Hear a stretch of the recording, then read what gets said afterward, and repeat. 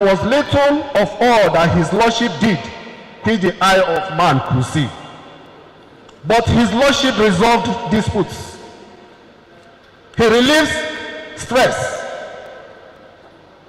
His lordship corrected mistakes through his numerous judgments.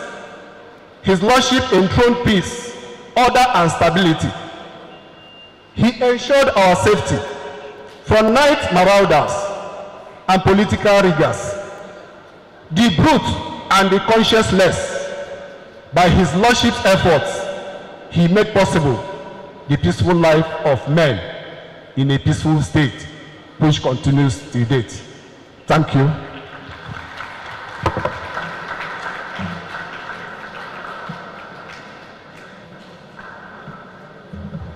Please put your hands together properly for him. We appreciate you. Thank you. I know that time is fast spent. We have one more speaker, but before that person comes, we have one that I must specially invite who is able to distinguish between taxes and fines. In one of the papers I read about her, she said, a tax is a fine for doing right, but a fine is a tax for doing wrong.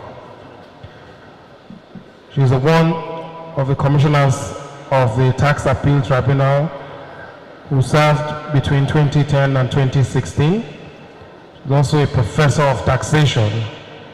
She's the Dean, Faculty of Law, Veritas University. Let's welcome Professor Josephine Aladiacho Agbonika, Senior Advocate of Nigeria and Justice of the Peace. Please put your hands together for her. She will speak to us for 5 minutes and then we'll go back to the lecture.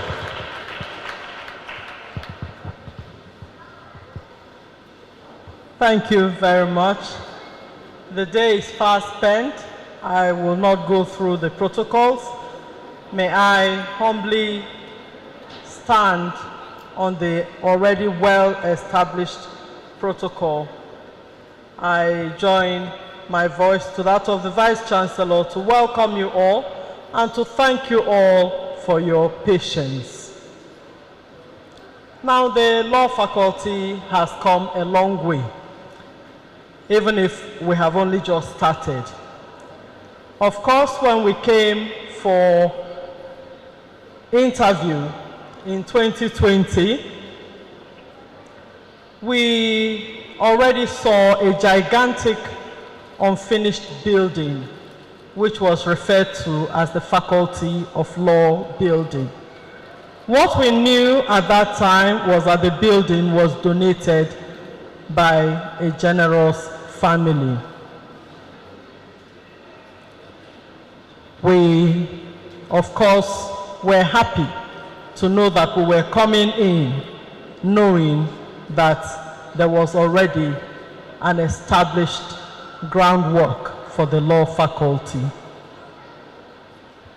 When we took off in 2021, of course, we started off as tenants in Block A, which was being used by the Faculty of Education. Of course, anyone could tell by the size of the building that the edifice had been spent on, and that whoever was doing that had good intentions for the faculty.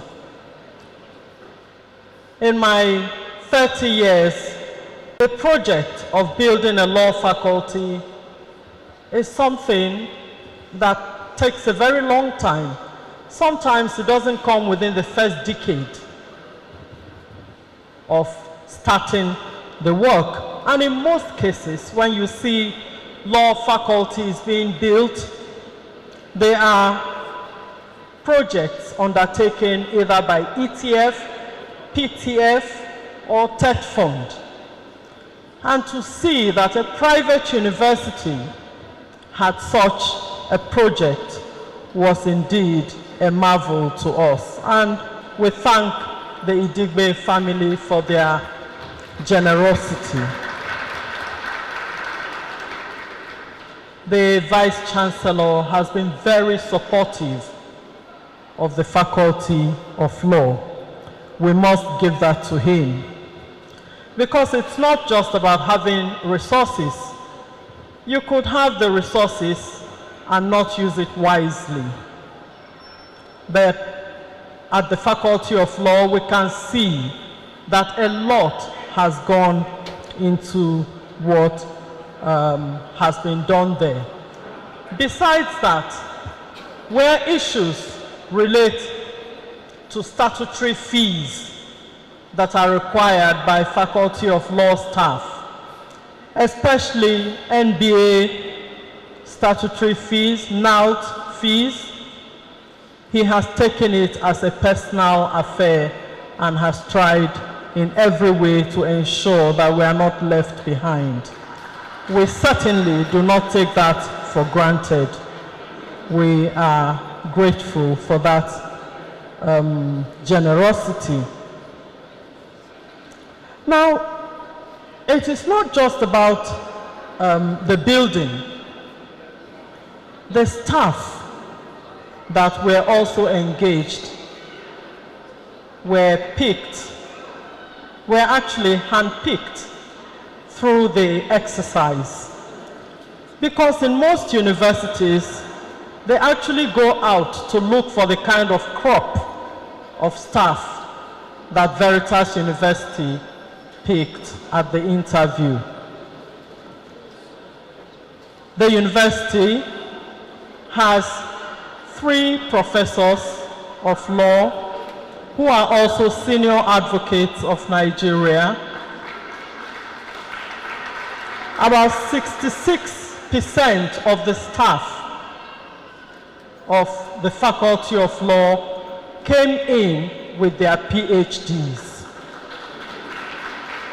The remaining are working on their PhD, and hopefully very soon we will have them with their degrees. Of course, that is not to say that we are not going to need more staff, because to enable us get accreditation, we must go through a staff-student ratio in respect of in respect of the academic process for us to be able to go through effectively. Veritas University, we do not train people to just get degrees. We also look at the moral training that the Catholic institutions are reputed for giving. We desire to train lawyers who are versed in law and firm in education. We also need lawyers who are firm in their Catholic faith.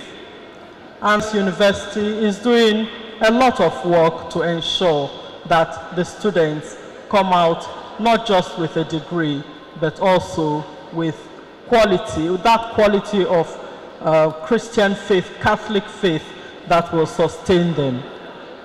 Our students come out with good grades and they do well. You could tell that they don't lose out. They can partner with a lot of firms. You find that a lot of firms will be happy to engage students that they know are hardworking, students that they are sure will do the right thing. Now, we are proud of the crop of students that we have. We have 2 sets,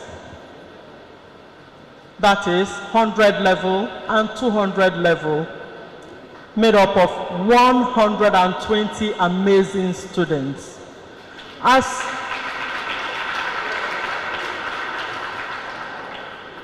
As you heard the narrative from the Vice Chancellor, we are very proud of these students.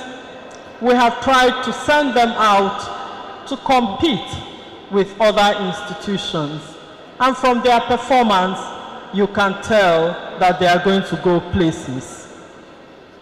Now, our students have had cause to compete in debates with other institutions. competition they had, the debates they had at NAPTIP was with students who were already in their 5th year from other universities. The students from Veritas University came back with a silver medal, which was a very, and of course they were still in their 1st year. They were still in their 1st year at that point. So we have exposed them to what we think can help them in their legal profession.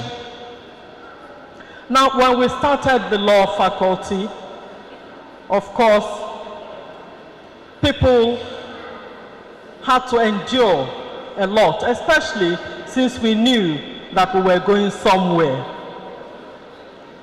We had professors staying either in substandard offices or no office at all, the places that were demarcated with plywood, and yet they patiently stayed and were happy to be there and still gave good education and mentoring to our students.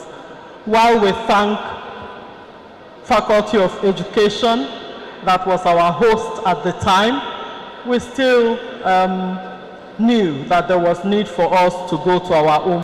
So the Faculty of Law was not fully completed when our staff went in there. Perhaps that was to make the contractors see that there was need to speed up whatever it was that they were doing. And the Vice Chancellor was quite happy to ensure that we started our own faculty the way we did. And of course, that has paid off, because today that struggle has led us to some speed in whatever it was that the contractors were doing, and today we are going through a commissioning exercise. Of course, you can't law. Everything that you can see from the outside is wonderful, but that is as far as the outside work is concerned. We still, like Oliver Twist, know that there are still a few things that we need to worry about. For example, within the interior, there are still a few things like furniture that need to go into the main library, the classrooms, the legal clinic office, the moot court room, and a host of other places. And of course, with the Faculty of Law, we train students to dress in a particular way.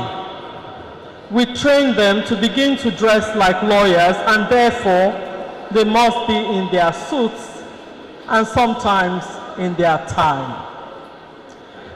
But considering that in the Faculty of Law we are yet to have fans attached or ACs installed, you can only imagine the pain of those students when they come out sweating profusely.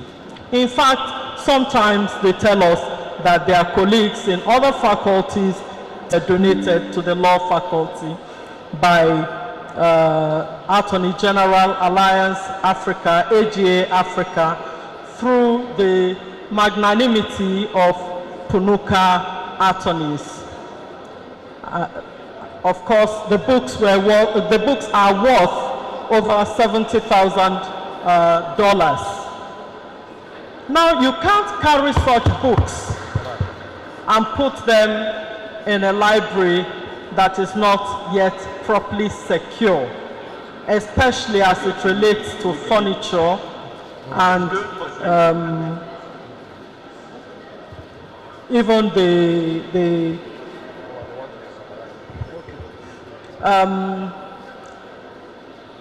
we need computers and all the other things, but then you need to properly secure and put in the furniture properly. before you begin to think of putting such expensive reference books in the library. So far, the books are still with the main library, and we are hoping to take delivery of those books very soon. Now we appeal to those that are present here to support us materially in respect of furnishing the faculty, so that it won't just be a building that is beautiful and yet you need some of those facilities that can help you grow. Another way that the faculty can be helped is to provide an endowment professorial chair. And so as many people as are interested in such provision, we will be highly indebted to them. Of course, we are very grateful to not just Idigbe family, but also the Punuka attorneys and the Vice Chancellor for everything that they have done for the law faculty. Of course, gratitude is the healthiest of all human emotions, and we are indeed grateful for everything that we have received in the law faculty, and continue to pray that the law faculty will grow from strength to strength.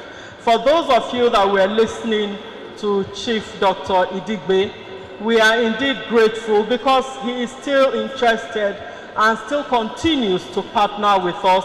Even in respect of the auditorium, he has already made promises that are more in his pitch that you can pick if you are interested in understanding it. Thank you very much. May God bless you all. Thank you very much, the Honorable Dean of the Faculty of Law, Professor Josephine Abonika. And thank you, distinguished ladies and gentlemen, for your patience.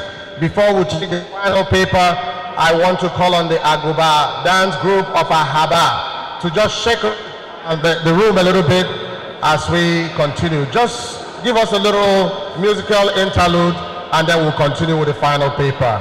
Thanks for your patience. It's been a wonderful day of celebration. It's a festival for us, in fact, here at the Law Faculty, and we're very grateful for your patience and generosity. We appreciate them. He came all the way from Asaba. Remember, we have in the building the Okilolo of Ahaba.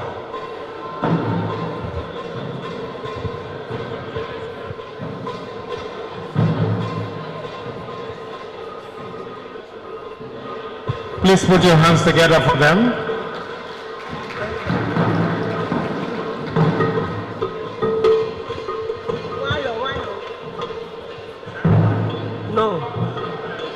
No.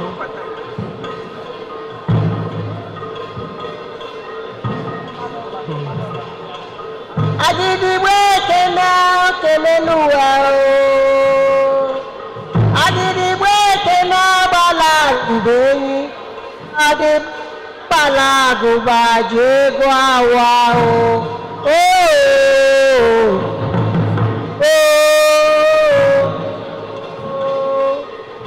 Adi Yadiba Ofonya de buzo cheje o. Bekena keneluwa o. Ayidigbe kena balagube. Kadiba na balaguba jegwa wa o.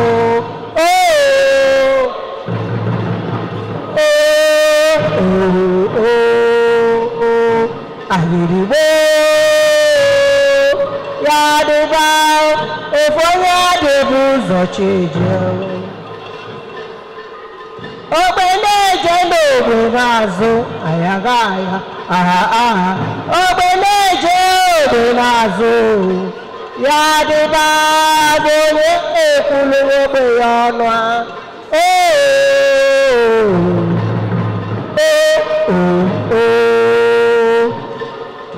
Agidigbo Yadiba Ofonya de buzo ụzọ cheje ọ dị mma na anyị ije ka agụba ọjọọ njọ na anyị ije ka agụba ya dịba ofu onye ga-ebu ụzọ cheje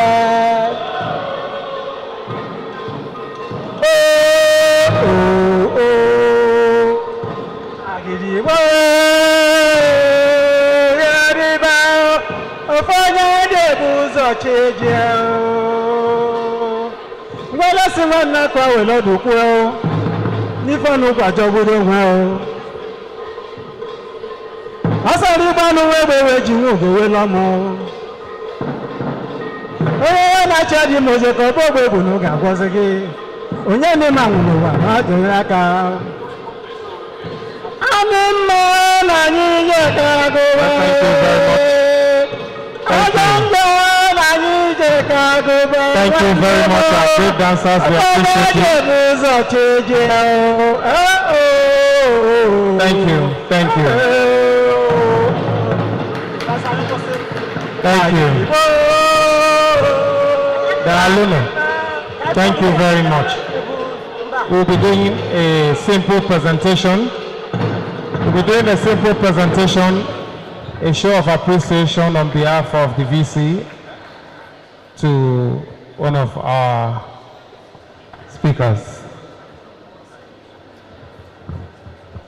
On behalf of the Vice Chancellor and Management of the Veritas University, I have the honor and the pleasure to present to you Honorable Dr. Nnamdi Dingba this plaque, appreciation of your presentation on this occasion.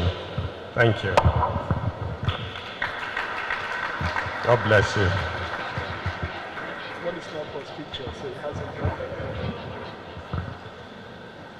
Congratulations.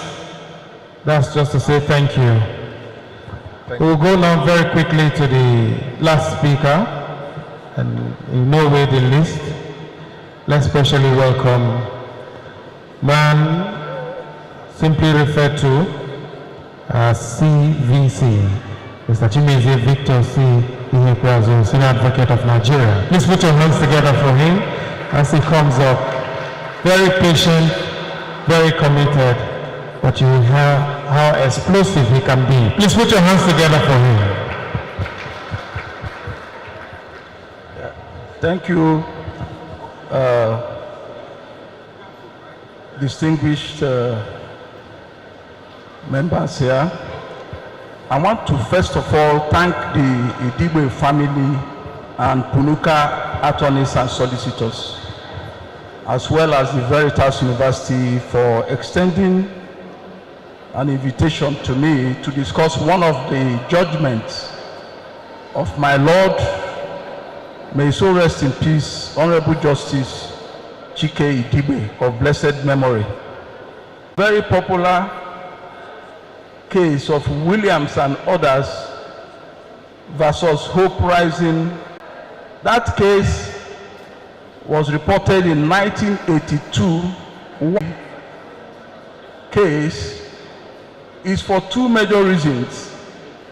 For the silent point the case raises on professional diligence, as well as the judicial duties and obligation in the course of adjudication in our courts. The judgment of the Supreme Court arose from the challenge of the two findings of two courts. The appellant had gotten a judgment in default of the appearance of the respondent and defendant at the lower court. But on becoming aware of the judgment obtained at the trial court, the respondent brought an application to set aside that decision of the High Court. And the High Court entered the judgment after hearing two witnesses. The High Court entered the judgment in trespass and for injunction on matters that related to land. Fortunately for the respondent at the lower court, the High Court granted the application, setting aside its decision. But this was not without the basic finding of facts, because the High Court and the Court of Appeal in the Williams case were unanimous on what the facts and the law were. But as you will see later in my presentation, they, I would say, lacked the courage, in quotes, to apply the law. The judgment raises some issues of professionalism on the representations we can make in court. And at the Court of Appeal, 2 justices of the Court of Appeal agreed with the decision of the High Court that yes, even though we agree that the materials were not substantial enough, but that the respondent ought to be indulged, which was, as you will find later, a wrong position part of both, with due respect to the justices of the 2 courts. But one of the justices of the Court of Appeal gave a dissenting judgment and maintained that whatever is presented in the rules of courts has a relevance. And for one not to comply with the rules of court, there must be not only available reasons for such non-compliance, those reasons for non-compliance must be accepted by the court. So it is not enough, and I say this particularly for our young students, that you give reasons to obtain an indulgence or leave, as we will refer to it. Those reasons must be accepted by the court. The appellant was dissatisfied with the majority decision of the Court of Appeal and retained the courage to proceed at the Supreme Court. And fortunately, the major issues, and that is the main issues this case is popularly known, and it bordered on the basis and the grounds of setting aside such judgments and what fundamental reasons or grounds should be able to sustain such an application. At the Supreme Court, my Lord, may so rest in peace, Honorable Justice Idigbe, CON-JSC, gave a comprehensive consideration of the decision of the High Court as well as the decision of the Court of Appeal. And his findings were to the extent that the 2 courts were not in doubt as to what was required in the circumstances, because the 2 courts had similar findings on the materials presented by the respondent to set aside that decision. But again, my Lord maintained that, and in discussing the issue of relevance of our rules of court, he said, if you have rules of court which litigants or professionals will disregard, there will be no basis of having such rules of court. And it is from this case that you will appreciate that once there are rules of court, those rules of court must be obeyed at all times. That is the position of the law in Williams and Hope Rising. And that should a party fail to comply with those rules and seeks leave or permission for court to indulge him, he must give satisfactory reasons. It is not enough for the court or for the party to present reasons to the court. Those reasons must go beyond and be convincing enough to be accepted by the court. So, despite the fact that at the trial court in this case, the respondents, who were defendants then, gave reasons. But from the records, which both courts, at the trial court and the court of appeal, gave a concurrent finding that yes, they gave reason, but this their reason, based on the record, was false. In other words, the party misrepresented what the truth was. Because on the day judgment was given at the trial court, the counsel for the respondent was present in court. And for the party to depose to an affidavit to say they were not aware of the judgment was a complete falsehood. And that tells the extent that we must be careful as professionals as to what we present to the court, because those records which you think can count for your advantage can turn around to be the grounds for the court to dismiss or refuse to grant any indulgence. The trial court and the court of appeal were unanimous on this finding, but they said, well, maybe in the words of the trial court, which my Lord Justice Idigbe of blessed memory reiterated in the decision at the Supreme Court, maintained that it was wrong for him to assume that the counsel forgot to inform the client of the date judgment was given. That was the court providing evidence which was completely unprofessional, with due respect to the court. And he also maintained that the judges of both the court of appeal that gave the majority judgment and the trial court were very much aware of what was required of the law, and that in such circumstances the court must adhere strictly to the provisions of the rules of court. And regrettably, what does the rule of court provide? The rules of court applicable at the material point in time was that once a decision was given in your absence and you seek the indulgence of the court to set aside that decision, you must advance sustainable and convincing reasons. And in extreme situations where you fail to bring the application within the statutory period, because the rules of court say such application must be presented within 6 days. And in this case, they presented the application after 23 days.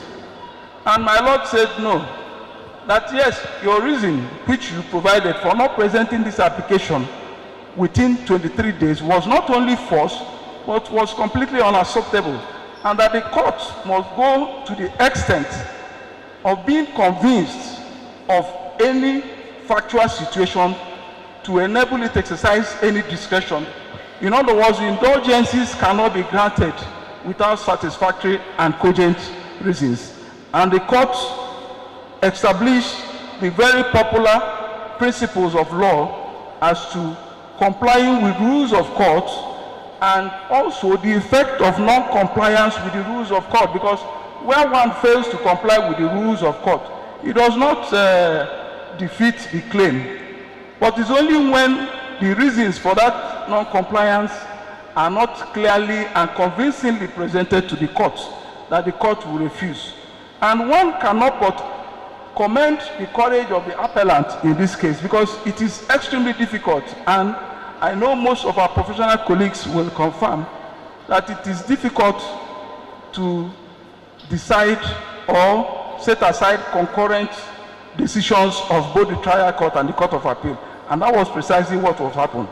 And the court now maintained that in such situations, the applicant must be honest and be sustained in the manner he presents his reasons and explains himself why he failed to comply with those rules of court. And in such circumstances, the court gave very fundamental and developed the basic principles, which was, of course, in affirmation of an earlier decision of my Lord Honorable Justice Idigbe in the very popular case of Ndamugu against Nwajiaba, because my Lord cited this case. He said he has given this criteria, but the only difference and what makes Williams and Hope Rising extremely significant is that it is in Williams and Hope Rising that the other grounds were further expanded to include where an application was not presented within the statutory time. And the decision was that where such an application is not presented within time, the applicant must explain away the delay.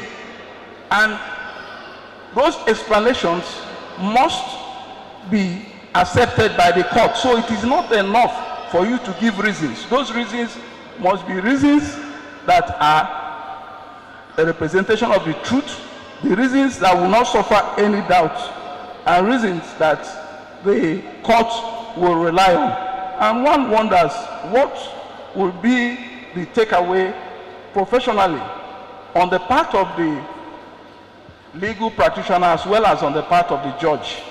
Though not expressly stated, it gives us the consequence of not adhering and being diligent in the discharge of any professional duty, both for the legal practitioner as well as the judge, because the judge may be aware of what the law says. He may have gone through the facts. He may have satisfied himself of the fact. But again, the courage to do justice based on the law and in line with his own consideration of the facts between a dispute in settlement of sin remains remarkable. And that is the only way one can seek the truth in justice in such determination. And I will just read what my Lord said. In his decision, he stated, and I beg to quote, that it seems pretty obvious that while the learned trial judge had set out clearly the matters and principles of the law, he had to consider in carrying out the exercise, he did not apply these principles correctly to the facts before him. And the majority decision of the Court of Appeal, which upheld this ruling of the trial court, is in my view in error. So, and it, gives us, as a professional, one must be diligent in the discharge of his duties. Tomorrow, in the years to come, most of you will find yourselves, particularly the students, in practice. Some of them will be in different positions. Some of them will be judges. The question is, how are you going to discharge those duties? I commend the decision for courage. I commend the decision for professional discipline. I commend the decision for creating a very strict requirement in terms of obligation of judicial officers, with due respect to them, to have that courage to do justice. And for us, we should stand in a position where people will refer to us as just, as equitable in our consideration, as honest. And before I conclude, I will just beg to make a reference to the Bible. I'm not a priest, but I just want to say that if we can recall, among the disciples, after the death of Christ and his resurrection, he charged disciples to preach all over the world, and they continued to transmit his message in so many countries, in so many places in the world. But it was only one place that they were recognized, and they were called Christians. And they were called Christians not because they wanted to name them, but because they were behaving in a particular manner. They were behaving like Christ. And for us, in this profession, we should carry out actions and activities that when people look at us, they will refer to us with commendation. They will refer to us as professionals who stand on the line and in favor of justice. They will refer to us as adjudicators that stood for truth and justice. So whatever we do, we must be able to have due regard. I have promised Punuka a paper. I actually have a presentation, but because of time, I don't want to go through it. But this is the summary, and I commend that decision to all of us, particularly professionals and students, to go back and try to capture the salient points in those cases. I thank you for this opportunity. Thank you very much, sir. Can we give a bigger round of applause to our third speaker of the day? And we are almost at the end of this occasion today, and I would just like to very quickly invite our Vice Chancellor, Reverend Father Professor Hyacinth Ichoku, to present our university's mark of gratitude to our speakers, second and third speaker of the day, on behalf of this community here. Vice Chancellor, sir.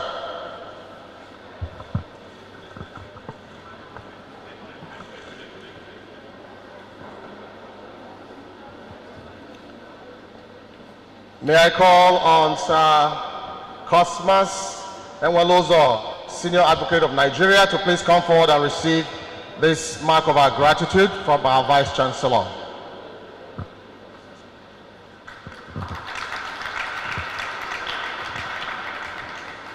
So on behalf of Veritas University and Punuka attorneys, want to deeply appreciate the efforts and the depth of thought that went into the presentation you made today on this colloquium on the occasion of the commissioning of the Law Faculty of Veritas University. Cosmas Ikechukwu Enwelozo, Senior Advocate. Thank you very much.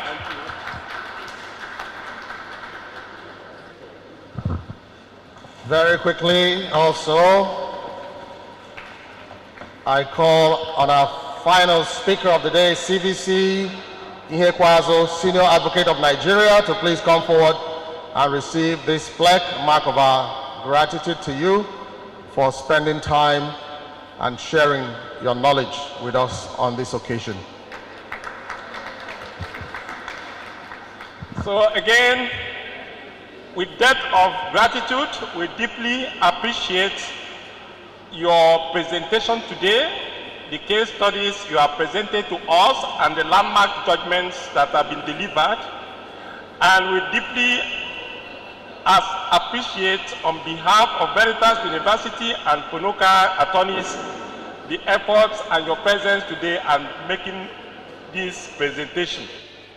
Thank you very much.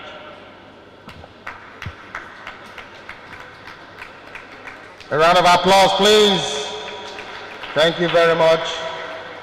Erudite Silk, Senior Advocate of Nigeria. Thank you, sir. I would like to especially commend the patience of our students who have been here with us all day.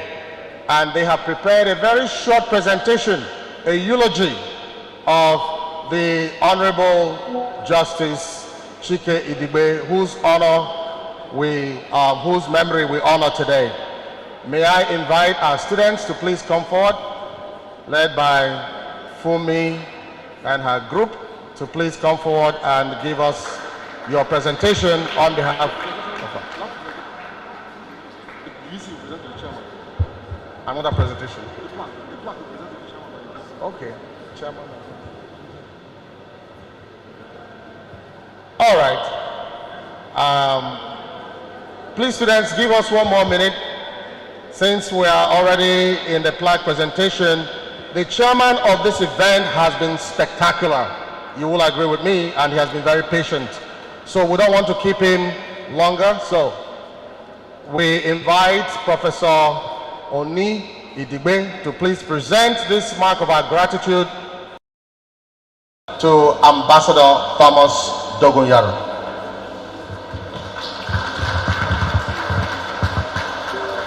On behalf of the Idigbe family and the Vice Chancellor and staff of the Faculty of Law, Veritas University, we present this plaque to you for your support in the establishment of the Chike Idigbe Faculty of Law.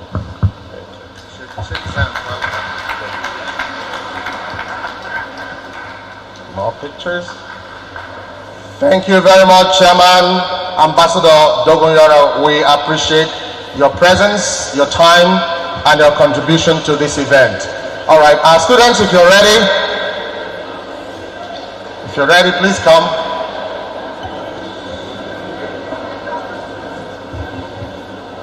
I know you're very happy to be here, so we appreciate that smile and that noise showing your presence. A man of character and great value, Chike, as he was fondly called, began his education at St. Mary's Catholic Mission, Port Harcourt, at the age of 6. He attended Christ the King College in Onitsha and later moved on to study law in London, and you could say that was how his journey to becoming a remarkable jurist began. It is very daunting that despite not knowing the late jurist personally, that I will be the one to eulogize him, but I can say that it is a very great honor to be doing so. He finished brilliantly from King's College, obtaining a second-class upper and very much coveted Foster Campbell Prize in criminal law. He was also one of the first 4 Nigerians to pass the Cambridge University Law exam with honors. He was appointed a judge of the Eastern Nigerian High Court in 1961 and was elevated to the position of Supreme Court. He was the recipient of 2 national honors, Officer of the Federal Republic and Commander of the Niger. He was a traditional chief, Olinzele of Asaba, and held the highly coveted title of Izoma of Asaba as a man of the people. He was a family man, married and blessed with children who are extremely proud of him and all his accomplishments. He was known to be a very disciplined man, a man of great value both to his family and community. He was a very generous man, and his generosity is shown through his children as they decided to co-sponsor the building of the Veritas University Faculty of Law. We are indeed very lucky and grateful to benefit from his family's generosity. As a remarkable jurist, he left a legacy of legal precedents that continue to guide decisions of our courts today and will do for generations to come.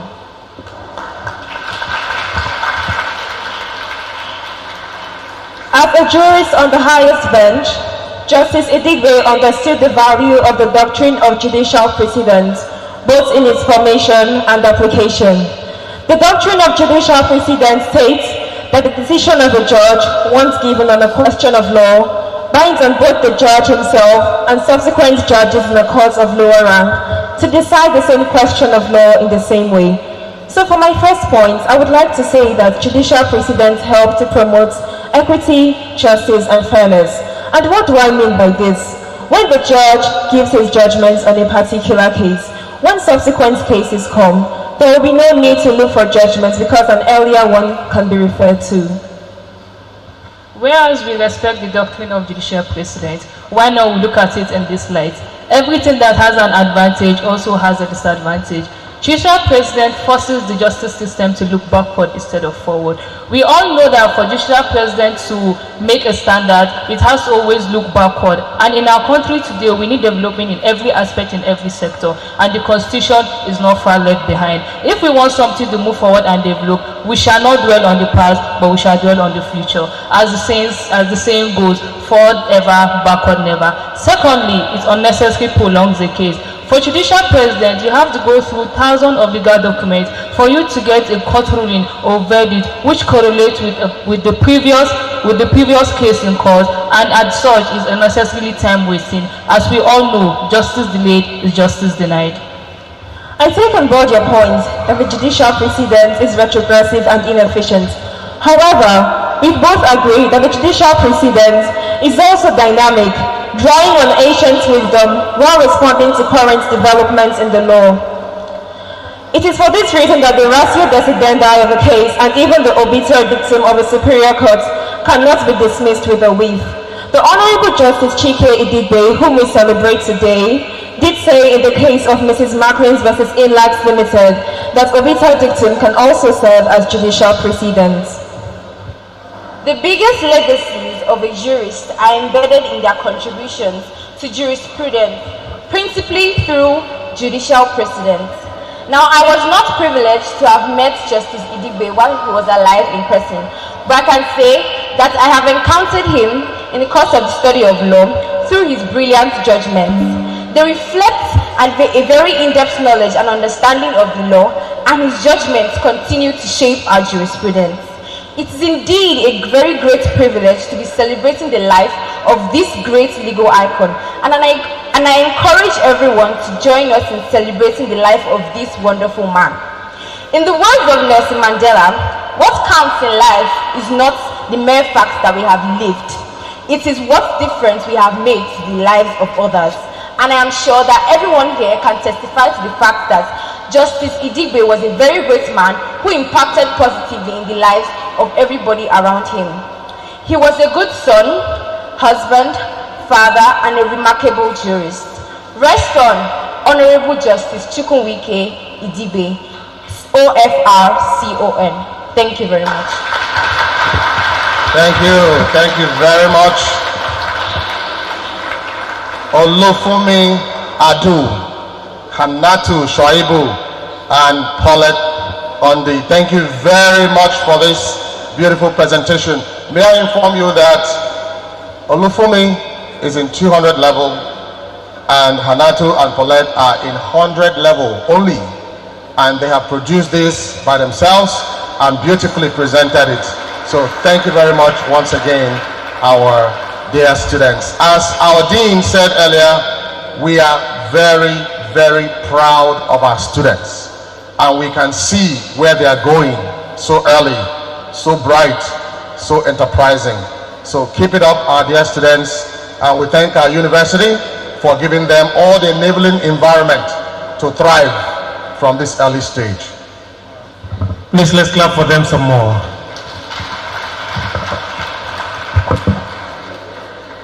Would you not prefer that your children were here and the fees are friendly? If you also feel like being a professor, you can enroll. We are also looking for professors that will teach them and make them good. Please clap for them tomorrow.